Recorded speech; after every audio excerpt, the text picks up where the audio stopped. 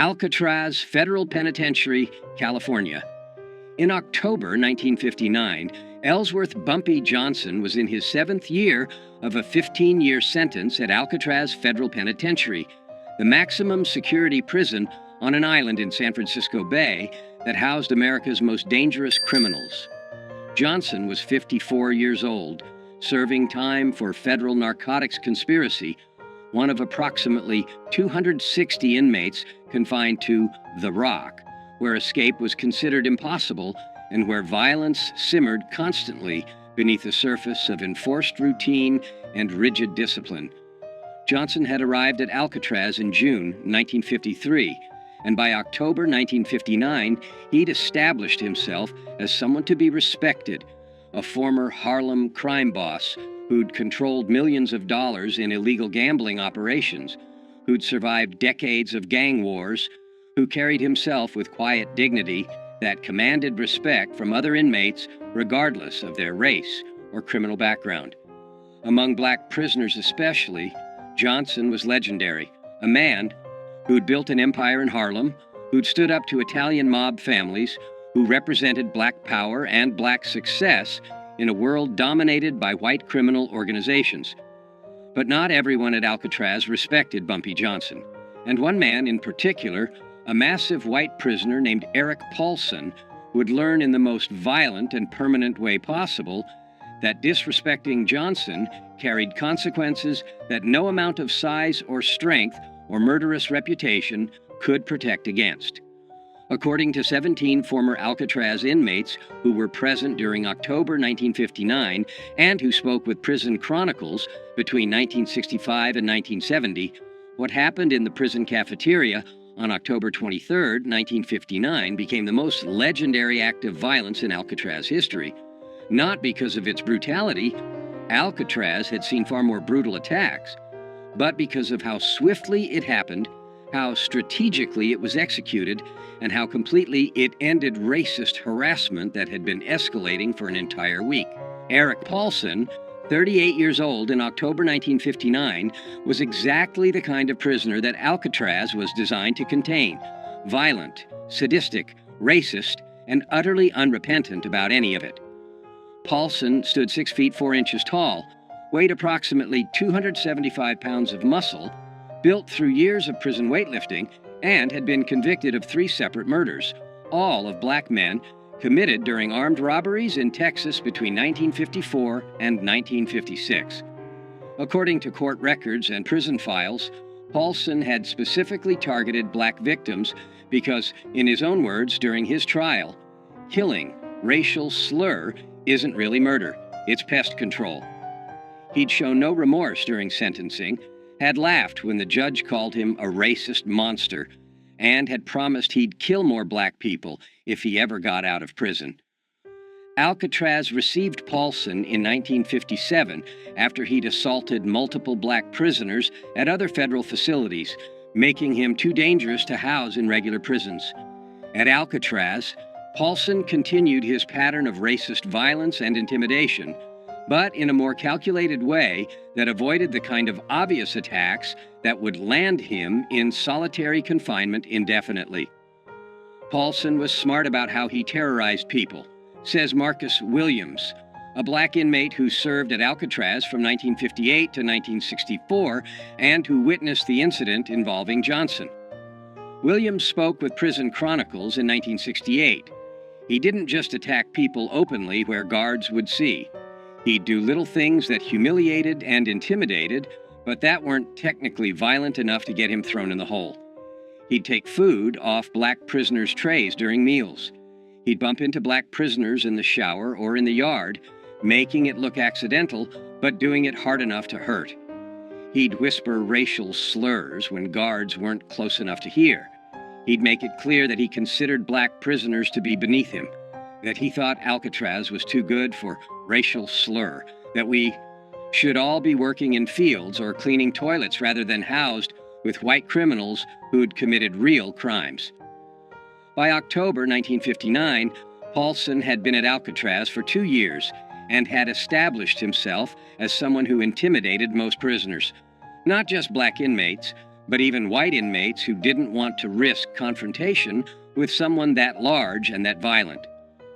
Guards tolerated Paulson's behavior to a degree because he was smart enough not to cross the line into attacks that would require serious punishment, and because some guards, though this was never officially acknowledged, shared Paulson's racist views and quietly approved of how he kept racial slur in their place.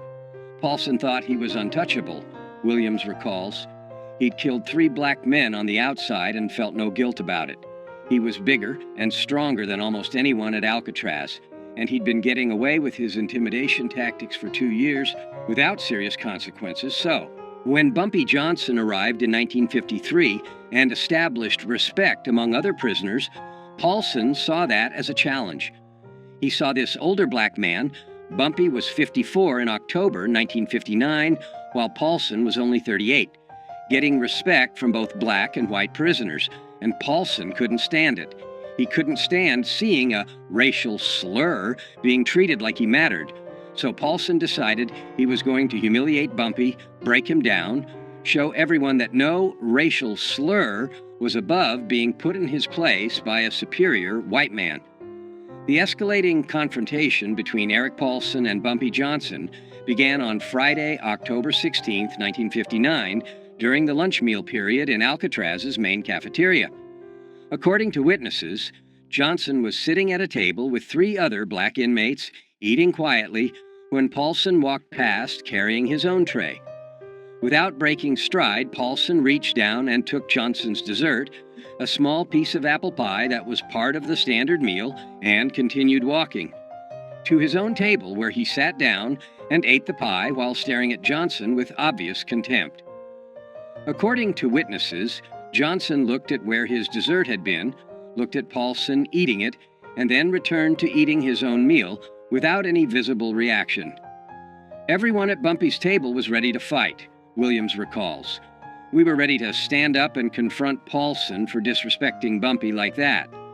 But Bumpy just shook his head slightly, telling us to stay calm, and kept eating like nothing had happened. We didn't understand at first. We thought maybe Bumpy was afraid of Paulson because Paulson was so big. But later we understood Bumpy was giving Paulson rope to hang himself. Bumpy was letting Paulson think he could get away with disrespect so that Paulson would keep escalating until he crossed the line where Bumpy could respond with overwhelming violence that would be justified as self-defense. The second incident occurred on Monday, October 19th in the communal shower area. Johnson was showering when Paulson entered, walked directly toward Johnson despite plenty of other shower stations being available, and shoved Johnson hard enough that Johnson slipped on the wet floor and had to catch himself against the wall to avoid falling. "That's my shower," racial slur, Paulson said loudly enough that everyone in the shower area heard clearly. "Find another one. This one's for white men only." According to witnesses, Johnson stood up slowly, water dripping from his body, and looked at Paulson for several seconds without speaking. Then Johnson simply moved to a different shower station and finished washing without saying anything or showing any anger. Again, everyone watching thought Bumpy was being weak, Williams says. Paulson had just physically assaulted him and used a racial slur, and Bumpy just walked away.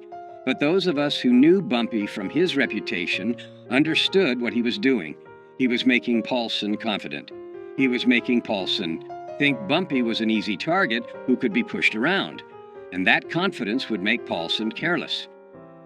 The third incident occurred on Wednesday, October 21st, during the outdoor recreation period, when inmates were allowed in the prison yard for 1 hour. Johnson was walking the perimeter of the yard with 2 other inmates when Paulson deliberately blocked their path. "Get out of my way, racial slur," Paulson said, standing directly in front of Johnson. "I walk straight. You walk around. That's how it works in here. White men walk straight. Racial slurs walk around." According to witnesses, Johnson looked at Paulson for a moment, then simply stepped off the path and walked around him without responding to the racial slur or the confrontation.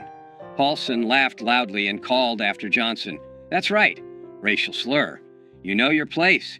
You keep walking around white men like a good racial slur should." By Wednesday evening, October 21st, everyone at Alcatraz was talking about the confrontations between Paulson and Johnson. Some inmates thought Johnson was showing weakness by not responding to Paulson's provocations. Others, particularly older inmates who understood prison politics better, suspected Johnson was planning something and was waiting for the right moment. "I talked to Bumpy Wednesday night in our cell block," Williams recalls. "I asked him why he wasn't standing up to Paulson, and Bumpy smiled slightly and said, 'I'm giving him enough rope to hang himself. Right now, if I attack him, guards will see it as me starting a fight and I'll go to solitary. But if I let him keep pushing, eventually he'll do something that crosses the line. And then I can respond in a way that guards will understand was justified. Be patient. This will resolve itself very soon.'" The final escalation occurred on Thursday, October 22nd, the day before the cafeteria incident that would become legendary. During the afternoon recreation period, Paulson approached a young black inmate named Robert Jackson, 23, who was sitting alone on a bench reading a book. "What are you reading, boy?" Paulson asked, snatching the book from Jackson's hands. "Are there pictures in it?" "I didn't know racial slurs could read words without pictures." According to witnesses, Jackson, who was small, maybe 140 pounds, serving time for postal fraud, and who'd never been violent, tried to take his book back politely. "Please give that back, sir. I was reading it." Paulson responded by hitting Jackson across the face with the book, knocking Jackson off the bench onto the ground, and then throwing the book into a puddle of dirty water that had collected near a drain. "That's what I think of racial slurs who think they're smart enough to read," Paulson said, standing over Jackson, who was holding his face where he'd been hit. "You're not smart. You're not equal to white men. You're racial slurs. And racial slurs belong on the ground where I just put you." Guards broke up the confrontation before it went further, but they didn't punish Paulson severely. He received a verbal warning and lost 1 day of recreation privileges. Jackson was sent to the infirmary with a split lip and a black eye. That evening, Bumpy Johnson sat with several other black inmates in their cell block, and according to Williams, who was present, Johnson made a statement that everyone understood meant something was going to happen very soon. Tomorrow at lunch, Paulson is going to learn a lesson he'll remember for the rest of his life. "I've been patient. I've let him think he can disrespect me without consequences. I've let him think that being big and violent makes him untouchable. But tomorrow, he's going to understand that size doesn't matter when someone has the intelligence and the willingness to use violence more strategically than he does. Tomorrow, Alcatraz is going to see what happens when a racist bully picks the wrong target." The main cafeteria at Alcatraz, Federal Penitentiary, seated approximately 250 inmates at long tables arranged in rows, with guards stationed at strategic positions around the perimeter watching for any signs of trouble. Meals were regimented. Inmates filed in, received their food, sat at assigned tables, ate in silence or with minimal conversation, and filed out within 45 minutes. Violence during meals was relatively rare because guards had clear sight lines to every table, and because inmates knew that starting a fight in the cafeteria would result in immediate solitary confinement. On Friday, October 23, 1959, at approximately 12:15 p.m., inmates filed into the cafeteria for lunch. Bumpy Johnson, wearing the standard prison-issue clothing, received his food tray and walked to his assigned table, where he sat with 3 other inmates and began eating quietly. Eric Paulson entered the cafeteria 2 minutes later, received his tray, and instead of going to his own assigned table, walked directly to Johnson's table and sat down in an empty seat across from Johnson, setting his tray down with deliberate force. "Well, well," Paulson said loudly enough that nearby tables could hear. "If it isn't Harlem's racial slur king. Still eating with your racial slur friends, I see. Still thinking you're somebody important instead of just another racial slur who belongs in a cage." According to witnesses, Johnson continued eating without looking up, without acknowledging Paulson's presence or his racial slurs. This non-response seemed to anger Paulson, who wanted a reaction. "You ignoring me, boy?" Paulson said, leaning forward across the table toward Johnson. "You think you're too good to respond when a white man talks to you? Let me explain something. Racial slur. You're not too good for anything. You're a racial slur. That means you're beneath me. That means when I talk to you, you respond respectfully or you face consequences." Paulson then turned his attention to Robert Jackson, the young inmate Paulson had hit with a book the previous day, who was sitting 3 tables away. Jackson's face still showed bruising from where Paulson had struck him. "Hey, racial slur boy," Paulson shouted across the cafeteria at Jackson. "How's your face feeling today? You learn your lesson about reading books you're not smart enough to understand? Maybe I need to come over there and teach you another lesson." Jackson, according to witnesses, looked down at his food, trying to avoid Paulson's attention, clearly terrified. Some of the other black inmates at Jackson's table started to stand up, preparing to defend him if Paulson approached, but guards shouted for everyone to remain seated. And then Bumpy Johnson stood up. According to 17 witnesses who saw what happened next, the entire sequence of events lasted approximately 3 to 4 seconds. Johnson stood up from his seat at the table, and as he stood, his right hand moved to his waist, where his prison shirt was tucked, into his pants. In one smooth motion that was so fast that most witnesses didn't clearly see it happen, Johnson withdrew something from where it had been hidden against his body. A blade approximately 4 inches long that had been fashioned from a piece of metal sharpened to a razor edge, a weapon that in prison parlance was called a shank, and that experienced inmates could make from various materials and hide in ways that even thorough searches often missed. Johnson walked around the table toward where Paulson was sitting, moving quickly but not running, covering the 8 feet between them in approximately 2 seconds. Paulson saw Johnson approaching and started to stand up, his hands moving to defend himself or to attack, but Johnson was faster. Johnson's right arm moved in a horizontal slash across Paulson's face from left to right, a motion that took less than 1 second, and the shank's blade cut a deep gash across Paulson's face from his left cheekbone to his right jaw, opening a wound approximately 7 inches long that immediately began pouring blood. Paulson screamed, a sound witnesses describe as shock and pain combined, and his hands went to his face, trying to stop the blood that was now flowing down his neck and onto his prison shirt. But Johnson wasn't finished. Before guards could react, before Paulson could defend himself, before anyone could intervene, Johnson's arm moved again, this time in an upward diagonal slash from lower right to upper left, and the blade cut another deep gash across Paulson's face, this one crossing the first wound at an angle and catching Paulson's right eye, slicing through the eyelid and into the eye itself. Paulson collapsed backwards, falling over the bench he'd been sitting on, landing on the cafeteria floor in a spreading pool of his own blood, screaming continuously now, his hands covering his ruined eye, blood streaming through his fingers. The entire cafeteria erupted in chaos.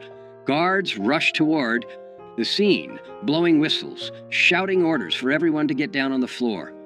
Inmates scattered or dove under tables. Within 15 seconds, 5 guards had surrounded Johnson with weapons drawn, while 2 other guards went to Paulson, who was writhing on the floor, blood pooling around him from the 2 facial wounds. Johnson dropped the blade on the floor, held his hands up to show he was no longer armed, and allowed guards to force him to the ground and handcuff him without resistance. But before guards could drag Johnson away, before they could get Paulson medical attention, Johnson said one sentence that every witness heard clearly, and that would be repeated in prisons across America for the next 50 years. "Touch that young brother again, call him one more racial slur, and next time you won't visit a doctor, you'll visit God." Eric Paulson survived the attack, but was permanently disfigured and partially blinded. The first slash across his face required 127 stitches and left a scar that ran from his left cheekbone to his right jaw, a mark that he would carry for the rest of his life. The second slash destroyed his right eye completely, requiring emergency surgery to remove what remained of the eyeball and leaving Paulson blind on his right side permanently. Paulson was transferred to the prison hospital, where he remained for 2 weeks, recovering from his injuries. According to medical staff who treated him, Paulson was a changed man after the attack, quiet, withdrawn, no longer aggressive or threatening. The physical damage was severe, but the psychological damage was perhaps worse. Paulson had believed himself to be untouchable because of his size and his violent reputation, and Johnson had destroyed that belief in 3 seconds. Paulson never threatened another black prisoner after that attack, says Williams. He'd learned what every bully eventually learns if they live long enough. Size and strength don't matter when someone has a weapon, and the willingness to use it without hesitation.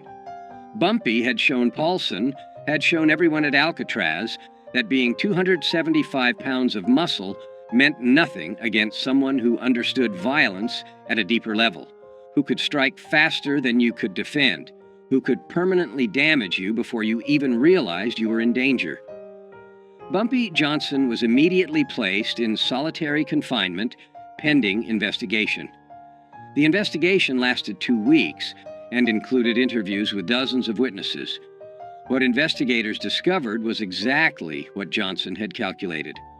Multiple witnesses testified that Paulson had been harassing and threatening black prisoners for weeks, including taking Johnson's food, shoving Johnson in the showers, blocking Johnson's path in the yard, and using racial slurs constantly.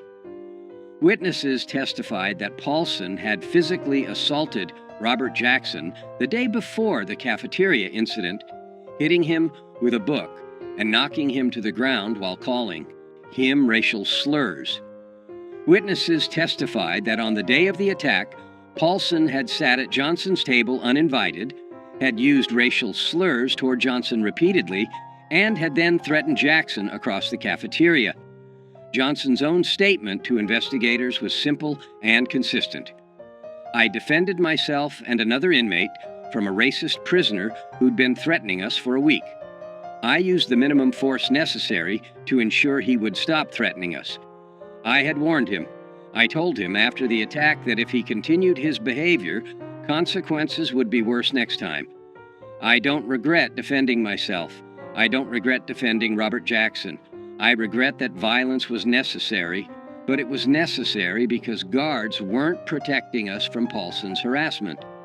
After 2 weeks in solitary confinement, prison officials made a decision that surprised many people. Johnson would receive additional time in solitary, 30 days total, for possession of a weapon and for assault, but he would not face additional years added to his sentence because investigators concluded that Johnson had been provoked by Paulson's sustained harassment and that the attack, while excessive in its violence, was understandable given the circumstances. The prison administration didn't want to admit it publicly, Williams explains, but they knew Paulson had been terrorizing black inmates for years and that guards had done nothing to stop it. They knew Paulson had assaulted Jackson the day before.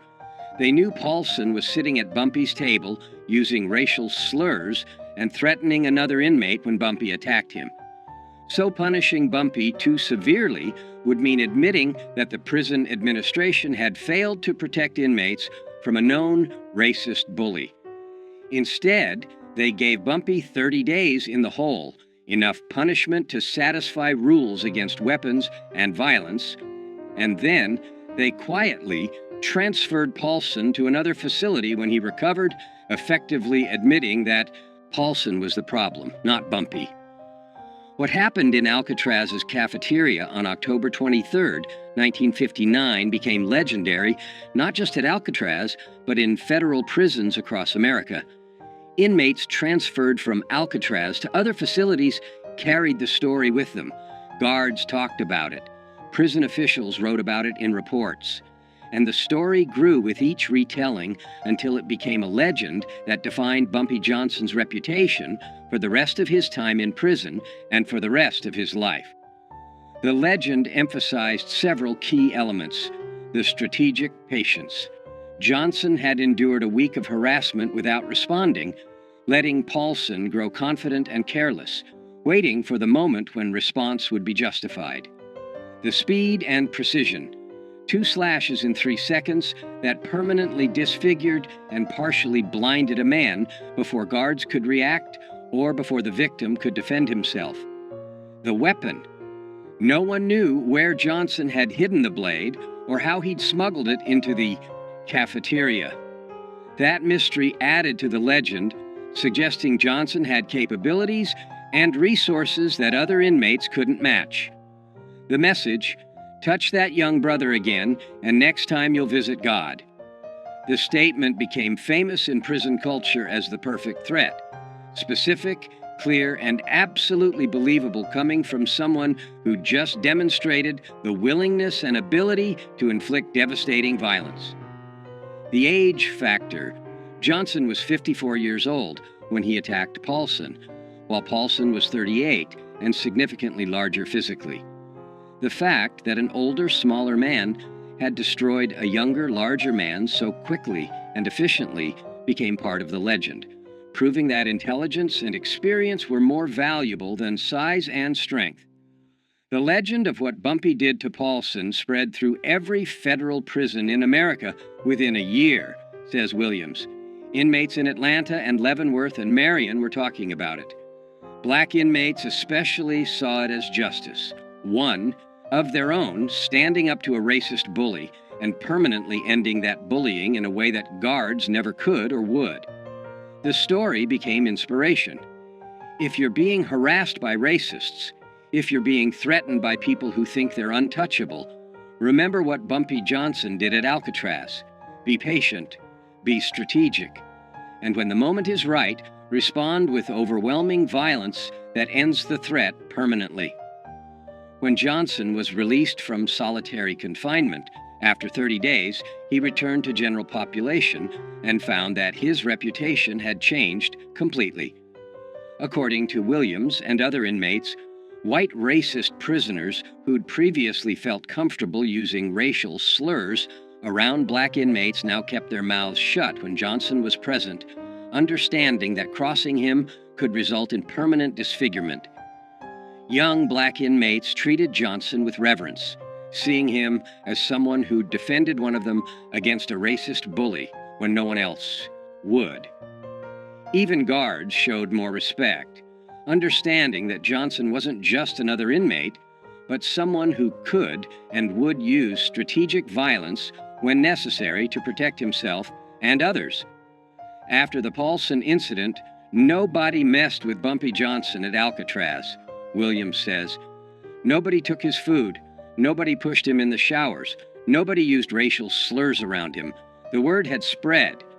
Bumpy Johnson might be 54 years old, might look like an aging criminal who's past his prime, but he's more dangerous than men half his age because he's smarter, more patient, and willing to use violence with surgical precision when he needs to. That reputation protected Bumpy for his remaining 4 years at Alcatraz until his release in 1963. And it protected every black inmate at Alcatraz because racists understood that if they targeted black inmates, they might face retaliation from Bumpy, and nobody wanted that. Robert Jackson, the 23-year-old inmate Paulson had been threatening when Johnson attacked, served the remainder of his sentence at Alcatraz and was released in 1962. According to Jackson's later accounts to friends and family, the cafeteria incident changed his life by teaching him about courage, justice, and standing up to bullies. Mr. Johnson saved me that day, Jackson told his family after his release, according to accounts shared with Prison Chronicles. Paulson had been terrorizing me for weeks. I'm small, I'm not violent, I couldn't defend myself against someone that big. I thought I'd have to endure his abuse for my entire sentence. And then Mr. Johnson, who barely knew me, who had no obligation to help me, stood up and permanently ended the threat in 3 seconds. He risked additional prison time to defend me. He used violence on my behalf when I couldn't use it myself.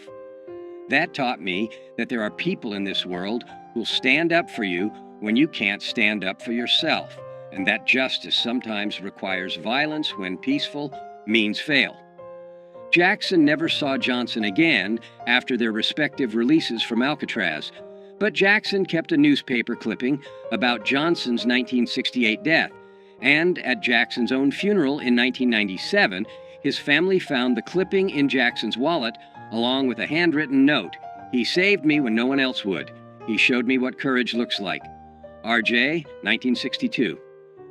Eric Paulson was transferred from Alcatraz to USP Leavenworth in Kansas in December 1959, 2 months after the cafeteria attack. According to prison records and accounts from inmates who served with Paulson at Leavenworth, Paulson was a changed man after his encounter with Johnson. Physically disfigured with a massive facial scar and blind in one eye, but also psychologically broken by the realization that his size and violence hadn't protected him. Paulson served the remainder of his sentence at Leavenworth and was released in 1971. He returned to Texas, worked various manual labor jobs, and died in 1989 at age 68. According to people who knew him in Texas, Paulson rarely talked about his prison time, but when he did, he would touch the scar on his face, a mark that remained prominent even 30 years after Johnson had put it there, and say, "I learned the hard way that being big doesn't make you tough, and being tough doesn't make you smart. I thought I was the most dangerous man at Alcatraz. Turns out I wasn't even close." Bumpy Johnson was released from Alcatraz in November 1963 after serving 10 years of his 15-year sentence. He returned to Harlem, reclaimed control of his criminal empire, and lived until July 1968 when he died of a heart attack at age 62.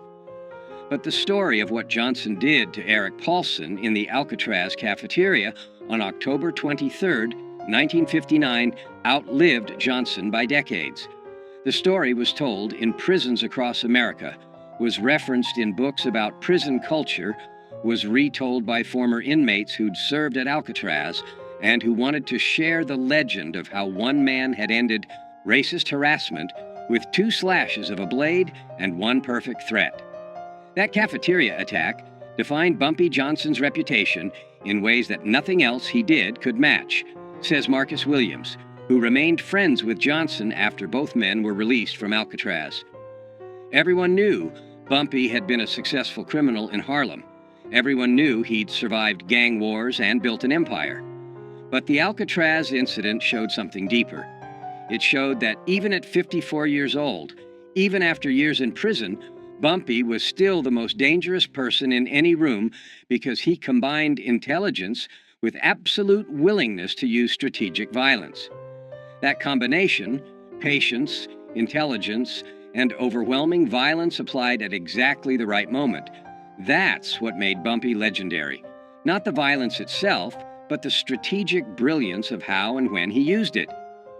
The phrase, "Next time you'll visit God," Johnson's threat to Paulson after the attack, became one of the most quoted lines in prison culture, used by inmates across America as a way to warn potential enemies that escalation beyond a certain point would result in death rather than just injury.